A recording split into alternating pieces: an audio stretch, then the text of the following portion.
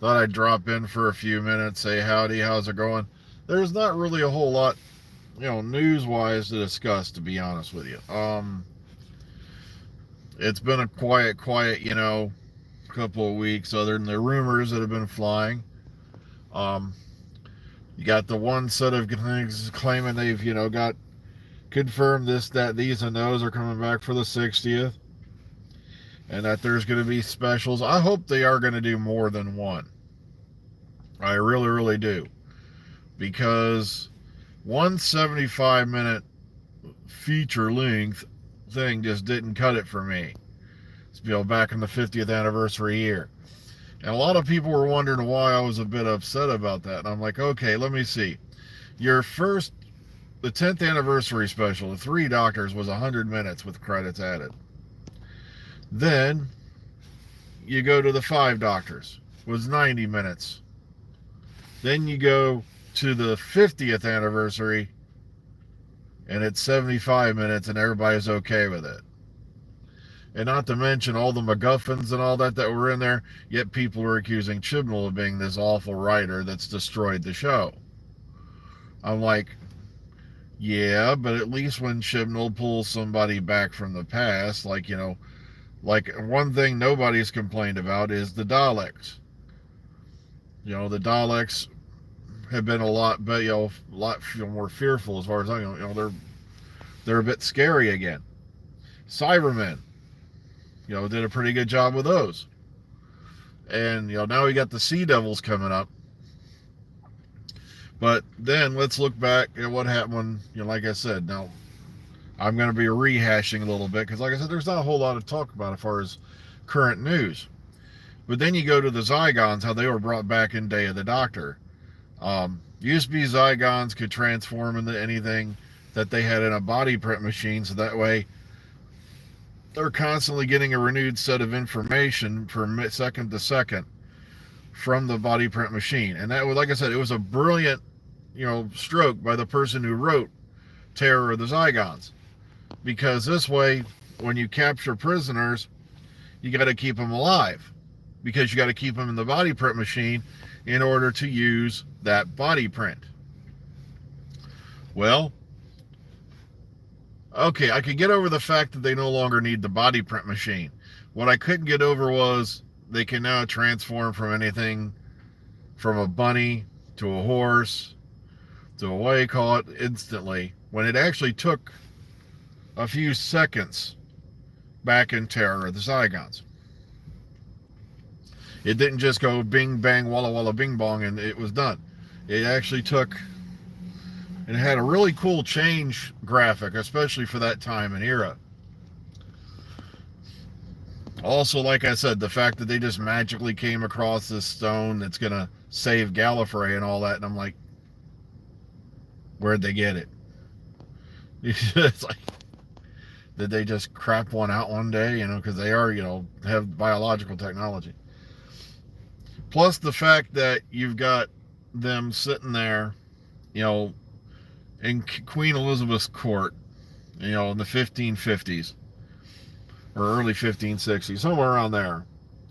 Yet they don't know about a Scarazan that's how many miles away in Loch Ness.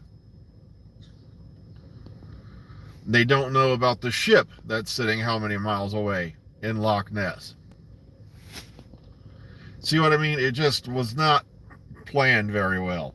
Yet because we got to the John Hurt in it, and we got the big cry and the big speech at the end, everybody thought, oh wow, this is the greatest thing since sliced bread.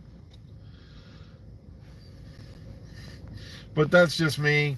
So if you've been wondering why I go on about that a little bit, I figured I'd give you that information again for you folks who don't know. Because, like I said, there's nothing going around right now but complete rumor.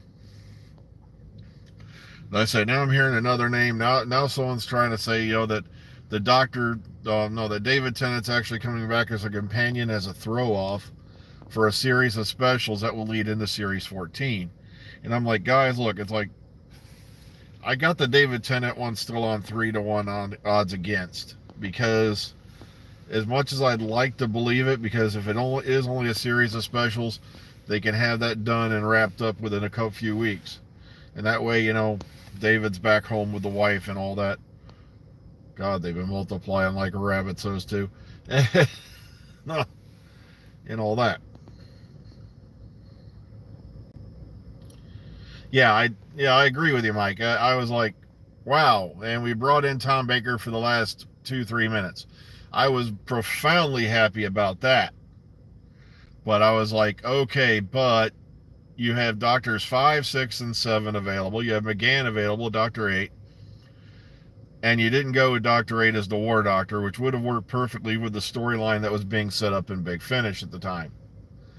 And also, because I couldn't picture McGann being that way. Oh, Jesus H. Jones. Why don't they just come out and admit the truth? They created a mystery doctor to lure you in. They happened to pick John Hurt, one of the most profound, Sir John Hurt, one of the most profound actors on the planet. And it was to fill theater seats. That's all it was. They wanted to make money. But, well, oh yeah, that was another thing I didn't like about, the Zygons, by the way, really quickly, back to the Doctor. They could shape change into just about any damn thing, but they couldn't shape change into anything to hide in the undergallery. They had to stand there with sheets on with their bare orange legs sticking out. But nobody questions these kinds of things anymore. It's just like, oh, as long as I get to the part way in, we got some tight little butts and suits. But, Matt Smith, he'll probably be back because, then again, it depends on how big a part he has in this Morbius thing, how big his head swells. Because remember, a lot of people keep forgetting Matt Smith was looking for the door before the 50th anniversary special was even filmed. He was, like I said, I wish to God I had kept that clip because I originally had it up on the channel and I can't remember what video it was. And I think I got taken down because of a thing, because he was in an interview and he was sitting there telling them, I'm going to finish up what I'm doing right now and I'm coming out here next year to LA. He was, like I said, and everybody's calling Eccleston a sellout or narcotic. So, like I said, Matt Smith, as far as I'm concerned, it depends on how much he's going to demand for pay. It depends on how big a hit this, or how big a role he has in the Morbius film, and how big a hit it is what I think. But then again, he may do it. You never know, because like I said, the one person everybody keeps jumping on is saying Eccleston's back, and it's like, oh, you beat me too. That one's Matt's week to clean the pool. Yeah, Karen needs a clean pool. She seems to be the most successful one out of that whole lot. One thing they're still going on about is like Legends of Tomorrow. I don't know why don't I even mention that show. I quit watching it. I finally just gave up. That's the big question: is will Peter Capaldi come back? I have an eerie feeling there's a lot more to that story than what we were told, because I was really, really hoping he was going to be signed up for Big Finish by now. Because, like I said, I don't want to speak ill of the guy, but because he does do a good job from what I've heard in his other narrations, but Dudman ain't cutting it as Capaldi. I tried listening to one or two of that Capaldi adventures he does, and I was like, I didn't even make it 15 minutes in. I was like, you've got to be kidding me. He's trying to sound like an elder Scotsman, and I'm like, and it just ain't working for me. Ugh. Apparently I'm not the only one who's noticed. But like I said, he does an okay, Smith and Tennant, but ugh. But I just don't get into his stories. I'd rather, if I wanted to hear a story with David Tennant, they got ones with David Tennant, doing Big Finish.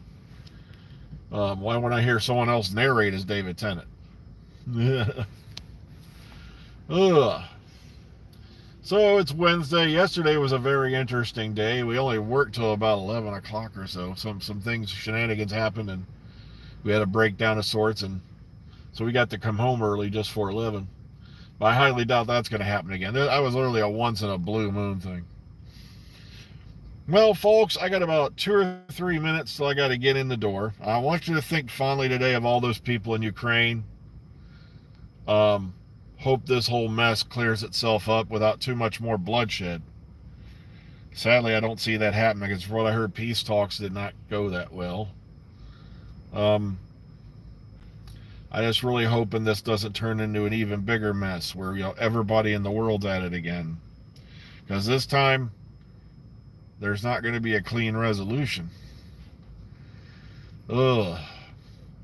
But I said, be careful out there, be safe, be kind above all other things. And take care of yourselves and each other, and I hope to see you again in the future, okay? All right, have a good one, everyone.